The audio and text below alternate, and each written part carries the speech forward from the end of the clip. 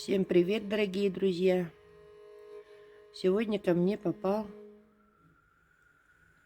вот такой вот знак. Это один из самых-самых дорогих значков Якутии, известных на данный момент. Это значок общества Эрас Олох «Чистая жизнь».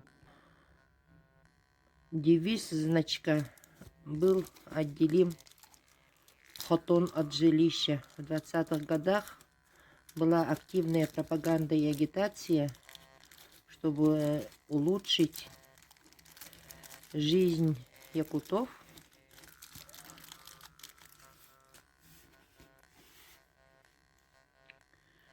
И вот такой вот значок выпустили. Общество Эрас Олох. Сейчас посмотрим поближе его.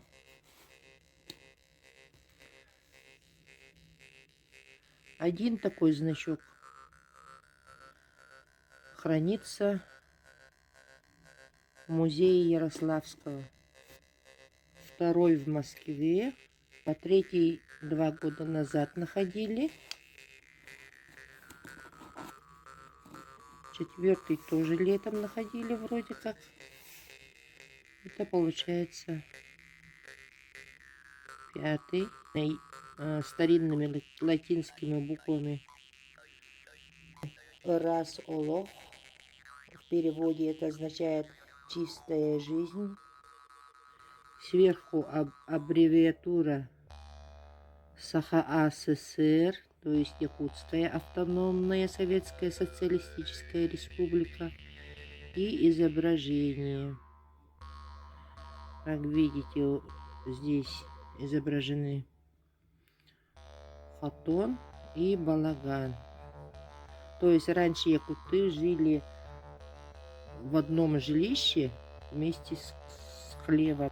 Через хотон проходили в свое жилище. И в 20-е годы стали бороться за новую чистую жизнь. Вели пропаганду и агитацию активно. И поэтому приурочено было выпустить такой значок. В докладе Боярова «Оздоровление быта населения Якутии» издательства Наркомпромизздрава ЯССР от 1927 года отражена в том числе организация в 1924 году общества Эрас Олох. Далее ознакомлюсь с цитатой из статьи.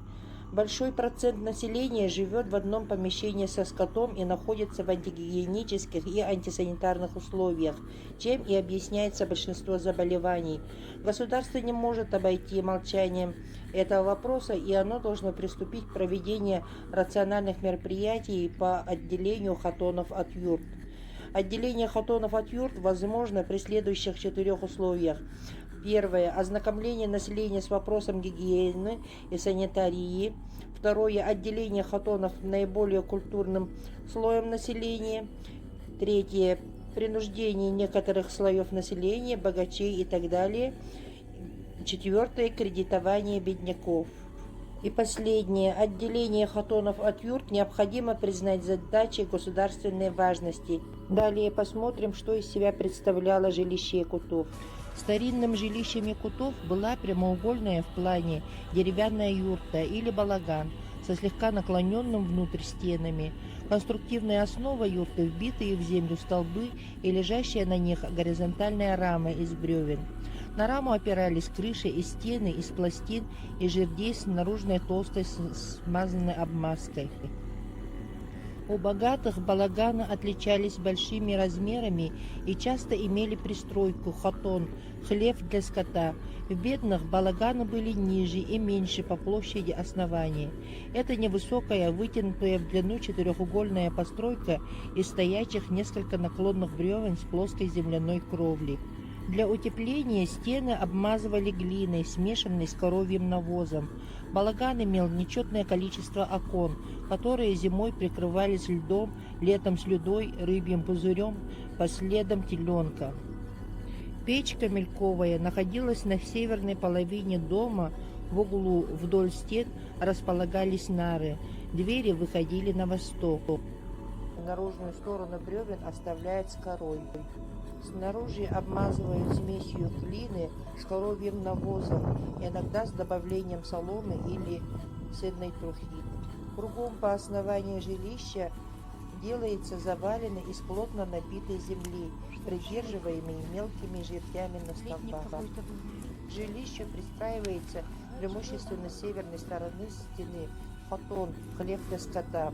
В хатоне со стороны юрты отгораживается жердями небольшое пространство для склада сена лучшего качества на корм дойного скота и теля.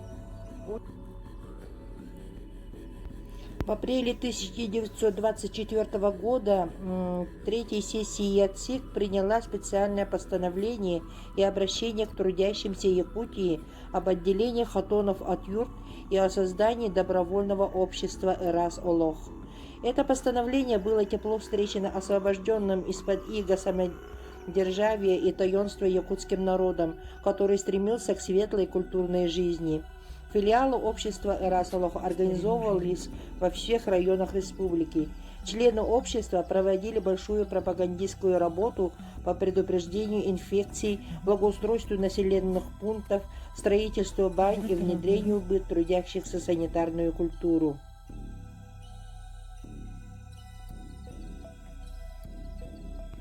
Традиционно балаган якутов имел нечетное количество маленьких окон, которые зимой прикрывались льдом, а летом слюдой или другими полупрозрачными материалами. Вход в балаган всегда располагается на восточной стороне. Окна прорубают в западной и южной стенах, а крыши ориентируют с севера на юг. Справа от входа устанавливался очаг огох, труба из жердей, обмазанных глиной, выходившая через крышу наружу. Иногда отопителя балагана называли камелек, от слова камелле, что значит голодать. Это из-за неуемную прожорливость на дрова, но как истинное сердце дома, огонь всегда ценился и оберегался, поэтому многим камелек напоминает грудную клетку. В начале 20 века якуты стали строить жилища в форме избы.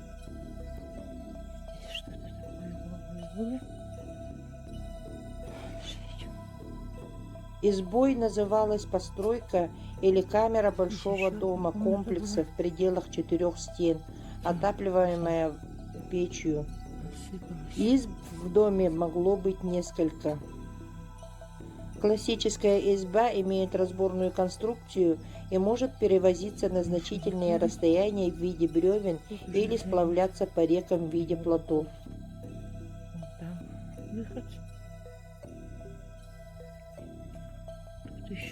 С северной стороны к балагану якуты обычно пристраивали хлев. Вход в него находился позади очага. Перед дверью в жилище сооружали навес или сени. Типологическими признаками усадьбы традиционно служат конструктивно-планировочное решение жилой зоны, взаиморасположенные жилой и хозяйственной функциональных зон, планировка жилого помещения, а также количество помещений, вертикальная структура жилища и тип отопления, дымоудаления.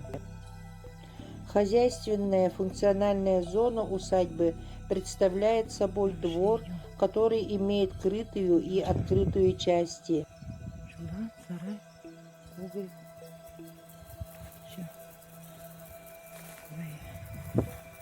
Большинство хозяйственных помещений, хлевы, сеновалы, конюшни, сараи находились в составе крытого двухъярусного двора и объединялись с жильем в одно здание, прикрытое общей кровлей, так называемый дом-комплекс, часто достигающий гигантских размеров.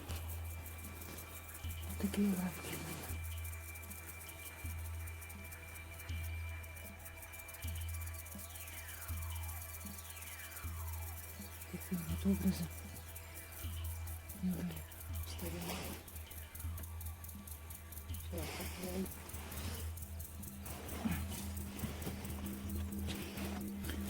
Этот подтип избы Ну, по советское строению, время, скорее всего, напоминает однорядную связь.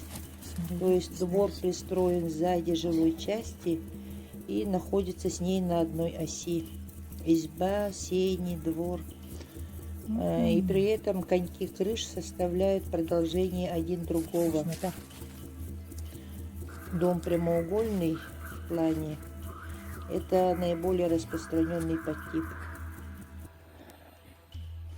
Вот сколько комнат или разветвлений.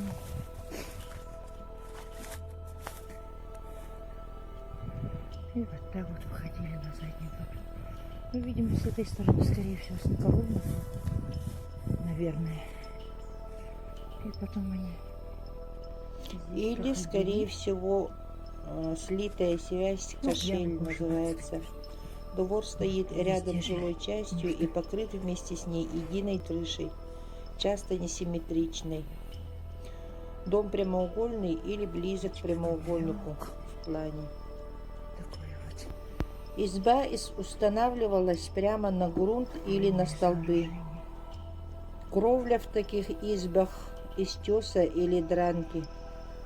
Полы в избах были Оно до земляные. сих пор стоит. Лишь с распространением Интересно. пилорам в домах помещиков стали появляться позже деревянные полы.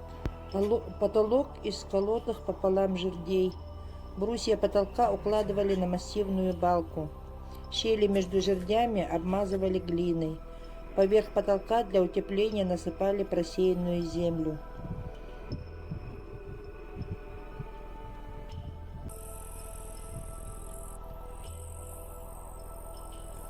А вот еще одна старинная якутская изба. Это попробуем заглянуть внутрь, чтобы посмотреть внутреннее обустройство, если оно сохранилось.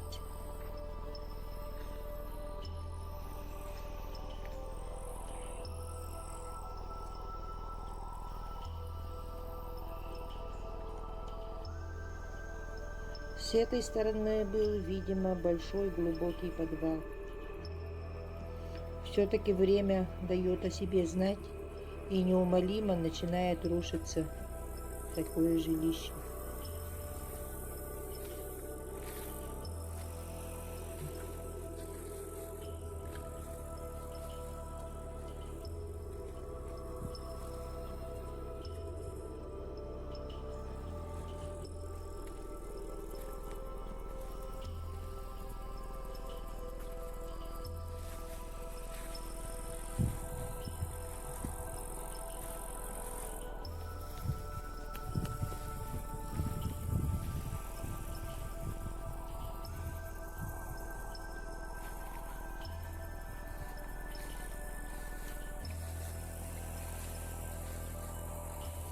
Обычно в таких домах вдоль стен стояли лавки или сундуки, спали на лавках или на полу.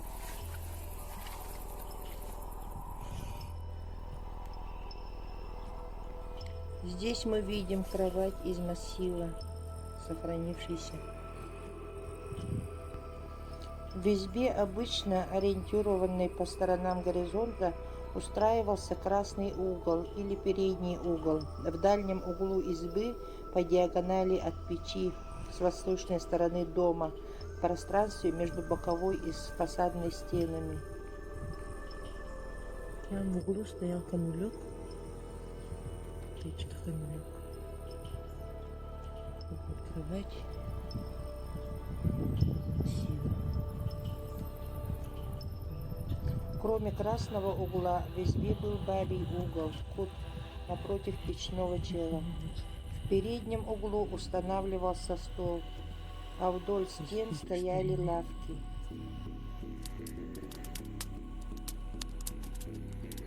В начале 20 века, в 20-30-х годах, комсомольцы организовали недели помощи голодающим. недели помощи красноармейцам, недели фронта. Они возглавляли движение «Долой неграмотность», общество «Эрас Олох». Как я вам уже говорю, что их было изначально очень мало. И теперь за такой значок, даже вот в таком вот печальном виде, коллекционеры готовы отдать немаленькие деньги. Потому что их, ну, всего около 5 где-то сейчас на данный момент. Поэтому это считается одним из самых дорогих значков Якутии. Такая вот история сегодня для вас. На этом я завершаю свой сюжет. Всем спасибо за внимание и всего вам доброго. До новых встреч.